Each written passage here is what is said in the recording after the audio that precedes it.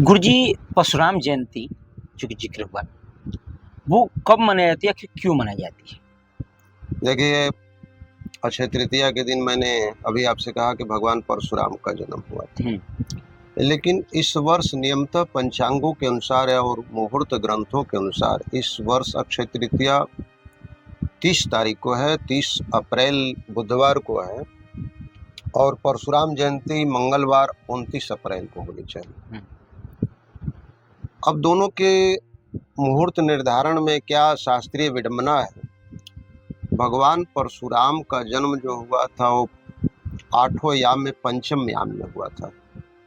अष्टयाम बिहार में जाएंगे तो अष्टयाम लोग कराते हैं। 8वें याम का मतलब 24 घंटे, दिन रात मिलाकर के 8वें याम होता है, या 8 प्रहर होता है। उसको साधारण भाषा में 8 प्रहर कहते हैं।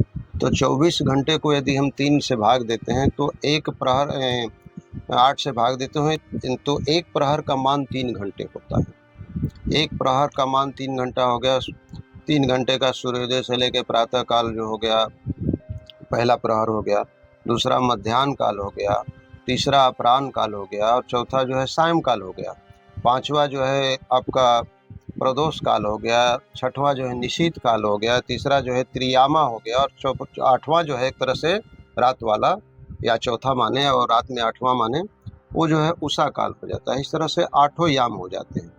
तो भगवान परशुराम का जन्म जो है, इनका पंचम याम में जन्म हुआ था। एक तरह से माने सूर्यास्त के बाद जो 3 घंटे का समय प्रारंभ होता है, तो उसमें इनका जन्म हुआ था। प्रदोष काल में इनकी एक तरह से हम लोग जयंती मनाते हैं।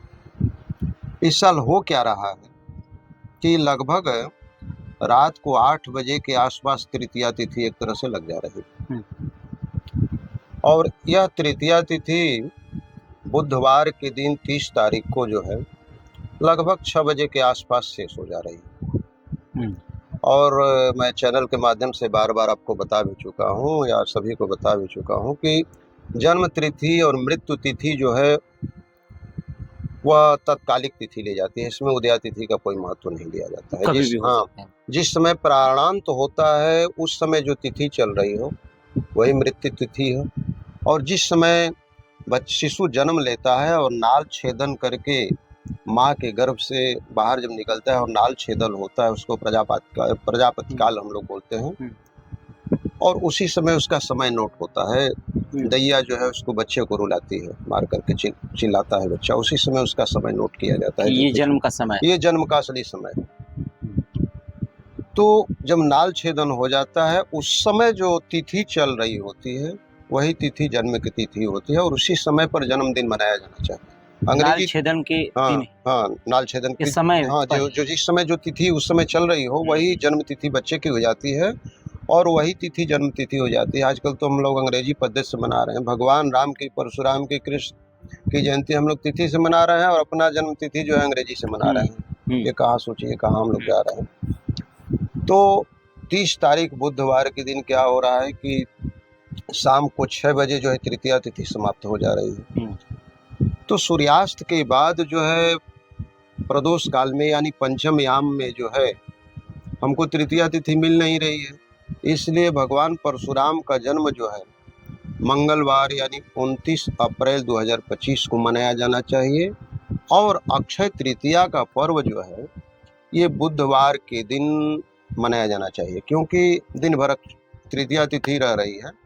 और मुहूर्त ग्रंथों में ऐसा वर्णित है कि बुधवार के दिन अगर रोहिणी नक्षत्र अक्षय तृतीया के दिन मिल जाता है तो महान पुण्यदायक। माने इस साल की अक्षय तृतीया जो है ना अत्यंत पुण्यदायक है, क्योंकि बुधवार है, उस दिन रोहिणी नक्षत्र मिल रही है।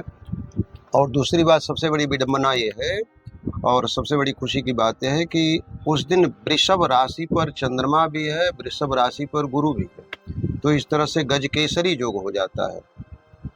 मीन राशि पर बुध भी है, शुक्र भी है, एक तरह से लक्ष्मी नारायण योग हो जाता है। तो इस वर्ष अक्षय तृतीया का इतना सुंदर मुहूर्त है ना कि उस दिन कुछ भी किया जा सकता है। देख रहे हैं अक्षय तृतीया के दिन विवाह भी होता है, लोग विवाह भी करते हैं। तो इस वर्ष 2025 में बहुत बढ़िया अक्षय तृतीया के दिन मुहूर्त है। 30 तारीख को अक्षय तृतीया मनाया जाए, और 29 तारीख को प्रदोष काल में जो है भगवान परशुराम की जयंती बनाई।